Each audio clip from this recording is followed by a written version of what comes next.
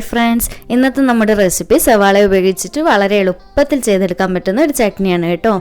നമുക്ക് ഇഡ്ഡലി, നെയ് റോസ്റ്റ്, മസാല ദോശ എല്ലാത്തിൻ്റെയും കൂടി ബെസ്റ്റ് കോമ്പിനേഷനായിട്ട് തയ്യാറാക്കി എടുക്കാൻ പറ്റുന്ന ഒരു സിമ്പിൾ ചട്നിയാണ് കേട്ടോ ഇത്.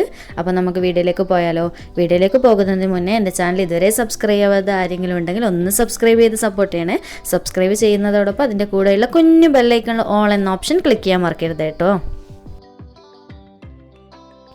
അപ്പോൾ ഈ ഒരു ചട്നി തയ്യാറാക്കാനായിട്ട് ഞാനിവിടെ ഒരു പാൻ വെച്ച് കൊടുത്തിട്ടുണ്ട്. പാൻ ഒന്ന് ചൂടായി വരുന്ന സമയത്ത് ഇതിലേക്ക് ഒരു 2 ടേബിൾ സ്പൂൺ വെളിച്ചെണ്ണ ഒഴിച്ചു കൊടുക്കാം. വെളിച്ചെണ്ണ തന്നെ ഒഴിച്ചു കൊടുക്കാൻ വേണ്ടി ശ്രദ്ധിക്കണേ, ഓയിലിൽ ചെയ്തതിന് അത്രയ്ക്ക് ടേസ്റ്റ് ഉണ്ടാവില്ല. ഇനി നമുക്ക് ഇതിലേക്ക് വെളിച്ചെണ്ണ ഒന്ന് ചൂടായി വരുന്ന സമയത്ത് ഒരു മീഡിയം സൈസ് സവാള ഇതുപോലെ കട്ട് ചെയ്തിട്ട് ചേർത്ത് കൊടുക്കാം. നല്ലതുപോലെ ചെറുതായിട്ട് കട്ട് ചെയ്യണമെന്നൊന്നുമില്ല, കാരണം നമ്മൾ ഇതൊക്കെ പേസ്റ്റ് ആക്കിയിട്ട് ഒന്ന് അരച്ചെടുക്കുന്നുണ്ട്. ഇനി ഇതിലേക്ക് ഒരു 5-6 വറ്റൽമുളക് ചേർത്ത് കൊടുക്കണം. ഞാൻ ഇവിടെ ചേർത്തിട്ടുള്ളത് അത്യാവശ്യം എരിവ് കുറഞ്ഞിട്ട് നല്ല കളർ കിട്ടുന്ന വറ്റൽമുളകാണ്. ഇനി ഇതിലേക്ക് നമുക്കൊരു 1/2 കപ്പ് തേങ്ങ ചേർത്ത് കൊടുക്കാം. കൂടെ തന്നെ 1 ടേബിൾ സ്പൂൺ ഉഴുന്നുപരിപ്പും കൂടി ചേർത്ത് കൊടുക്കണം. ഇനി ഇതിലേക്ക് ഒരു ചെറിയ പീസ് ഇഞ്ചി ഇതുപോലെ ചെറുതായിട്ട് കട്ട് ചെയ്തിട്ട് ചേർത്ത് കൊടുക്കാം. ചതച്ചെടുത്തിട്ടൊന്നും ചേർത്ത് കൊടുക്കേണ്ട ആവശ്യമില്ല. ഇഞ്ചി ചേർത്ത് കൊടുത്തതിന് ശേഷം നമുക്ക് ഇതിലേക്ക് ഒരു ചെറിയ നെല്ലിക്ക വലുപ്പത്തിൽ അളവിൽ പുളി ചേർത്ത് കൊടുക്കാം, ചെറുതായിട്ടൊരു പുളിപ്പ് ഫ്ലേവറിന് മാത്രമായിട്ട്. എന്നിട്ട് ഇതൊക്കെ ചേർത്തിട്ട് നമുക്ക് നന്നായിട്ട് ഇതൊന്ന് ഇളക്കി കൊടുക്കാം. ഒരു 5 മിനിറ്റോളം മാത്രം ഒന്ന് വഴറ്റിയെടുത്താൽ മതി. ഈ ഒരു സവാളയുടെ ഈ വറ്റൽമുളകൊക്കെ ചേർത്തില്ല, അതിൻ്റെയൊക്കെ പച്ചമണം ചെറുതായിട്ടൊന്ന് മാറി കിട്ടുന്ന രീതിയിൽ മതി. ഒരുപാട് നന്നായിട്ട് വഴറ്റിയെടുക്കുകയൊന്നും വേണ്ട കേട്ടോ, ചെറുതായിട്ട് ഇതുപോലെ ഒന്ന് വഴറ്റിയെടുക്കാം. ഇനി നമുക്ക് ഇതിലേക്ക് ഈ ഒരു ചട്നിക്ക് ആവശ്യമായിട്ടുള്ള ഉപ്പ് ചേർത്ത് കൊടുക്കാം. കൂടെ തന്നെ നമുക്കൊരു ചെറിയ പീസ് അളവിൽ ശർക്കര ചേർത്ത് കൊടുക്കണം. ശർക്കര ചെറുതായിട്ടൊരു മധുരവും കൂടി വരുമ്പോഴാണ് ഈ ഒരു ചട്നിക്ക് പ്രത്യേക ടേസ്റ്റ് ഉണ്ടാവും. അപ്പോൾ അതിനായിട്ട് ചെറിയ പീസ് അളവിൽ മതി കേട്ടോ, ഒരുപാടൊന്നും ചേർക്കരുത്. അപ്പോൾ ചെറുതായിട്ടൊരു പുളിയും മധുരമൊക്കെ മിക്സായിട്ട് വരുന്നൊരു ചട്നിയാണ്. നല്ലൊരു പ്രത്യേക ഒരു ടേസ്റ്റ് തന്നെയാണ് കേട്ടോ ഇത്.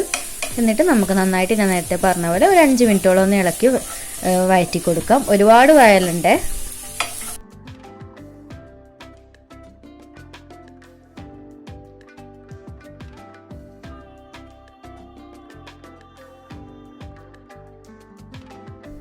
ഇപ്പം നമ്മുടെ സവാളയൊക്കെ അത്യാവശ്യം 5 മിനിറ്റോളം വഴന്ന് വന്നിട്ടുണ്ട്. കണ്ടില്ല, ചെറുതായിട്ട് സവാളയുടെ കളറൊക്കെ മാറി വന്നിട്ടുണ്ട്. ഈ ഒരു സമയത്ത് നമുക്കിതിലേക്ക് കുറച്ച് വെള്ളം ഒന്ന് ഒഴിച്ചു കൊടുക്കാം. വെള്ളം നമുക്കിതൊന്ന് മിക്സിയിൽ അരച്ചെടുക്കാൻ പാകത്തിനുള്ള വെള്ളം മതി. അതപ്പോൾ നിങ്ങൾ എത്രയാണോ ചട്നിക്ക് ആവശ്യമായിട്ടുള്ള ഇൻഗ്രീഡിയൻസ് എടുക്കുന്നത് അതിന് കണക്കായിട്ട് വെള്ളം ഒഴിച്ചു കൊടുക്കണം കേട്ടോ. ഒരുപാട് ഒഴിക്കണ്ട, കുറച്ചൊരു തിക്നെസ്സോട് കൂടിയിട്ടാണ് ഈ ചട്നി വേണ്ടത്. എന്നിട്ട് വെള്ളം ഒഴിച്ചു കൊടുത്തതിന് ശേഷം നന്നായിട്ട് ഇതൊന്ന് ഇളക്കി കൊടുത്തിട്ട് നമുക്ക് തിളപ്പിച്ചെടുക്കാം. ഇപ്പോൾ കണ്ടില്ല, നമ്മുടെ വെള്ളമൊക്കെ അത്യാവശ്യം നന്നായിട്ട് തിളച്ച് വന്നിട്ടുണ്ട്. ഒരുപാട് തിളച്ച് വറ്റിച്ചൊന്നും എടുക്കണ്ട. ഇനി നമുക്കിത് ഫ്ലെയിം ഓഫ് ചെയ്യാം. ഇപ്പം ഞാൻ ഫ്ലെയിം ഓഫ് ചെയ്ത് കൊടുത്തിട്ടുണ്ട്. ഇനി നമുക്കിത് ചെറുതായിട്ടൊന്ന് ചൂടാറുന്നത് വരെ ഇതിൽ വെച്ച് കൊടുക്കാം. എന്നിട്ട് നമുക്കിത് മിക്സിയിൽ നന്നായിട്ടൊന്ന് അരച്ചെടുക്കണം. ഇപ്പം നമ്മുടെ ചട്നിയുടെ മിക്സ് അത്യാവശ്യം ചൂടൊക്കെ ആറി വന്നിട്ടുണ്ട്. കണ്ടില്ല, ഞാൻ ഇപ്പോൾ ഒരു മിക്സിയുടെ ജാറിലേക്ക് ഇട്ട് കൊടുത്തിട്ടുണ്ട്. ഇനി നമുക്കിത് നന്നായിട്ട് ഫൈനായിട്ട് അരച്ചെടുത്തിട്ട് വരാം. ഇപ്പോൾ കണ്ടില്ലേ, ഈ ഒരു രീതിയിൽ ഞാൻ നന്നായിട്ട് അരച്ചെടുത്ത് വന്നിട്ടുണ്ട്. ഞാൻ പറഞ്ഞില്ല നേരത്തെ, ഞാൻ അത്യാവശ്യം കളറ് മാത്രമുള്ളൊരു വറ്റൽമുളകാണ് ചേർത്തിട്ടുള്ളത്. അപ്പോൾ അതുകൊണ്ട് അത്യാവശ്യം നല്ല കളർ തന്നെ ആയിട്ട് കിട്ടിയിട്ടുണ്ട്. ഇനി നമുക്കിതൊരു ബൗളിലേക്ക് മാറ്റി കൊടുക്കാം. ഇപ്പം ഞാനിതൊരു ബൗളിലേക്ക് മാറ്റി കൊടുത്തിട്ടുണ്ട്.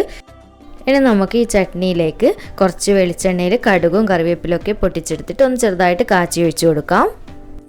ഈ ഒരു രീതിയിൽ മതി. കണ്ടില്ലേ, ഈ ഒരു രീതിയിൽ നമുക്കിനി ഇതിലേക്ക് ഒഴിച്ചു കൊടുക്കാം. സിമ്പിളാണ്, അതുപോലെ തന്നെ നല്ലൊരു ടേസ്റ്റിയാണ്. കാരണം ചെറുതായിട്ടൊരു പുളിയും ചെറിയൊരു മധുരമൊക്കെ കൂടിയിട്ട് ഈ മസാല ദോശയ്ക്ക് ഇഡ്ഡലിക്കൊക്കെ കഴിക്കാൻ നല്ല ടേസ്റ്റാണ് കേട്ടോ.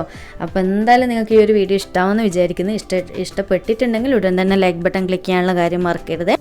അതുപോലെ തന്നെ ഈ വീഡിയോ മറ്റുള്ളവരിൽ എത്തിച്ചു കൊടുക്കുക. നിങ്ങൾ എപ്പോഴെങ്കിലും ഈ ഒരു റെസിപ്പി ട്രൈ ചെയ്ത് നോക്കുന്ന സമയത്ത് എനിക്ക് ഫീഡ്ബാക്ക് ഒക്കെ അറിയിക്കുക. അപ്പോൾ വീണ്ടും ഒരു അടിപൊളി വീഡിയോ ആയിട്ട് കാണാം. താങ്ക്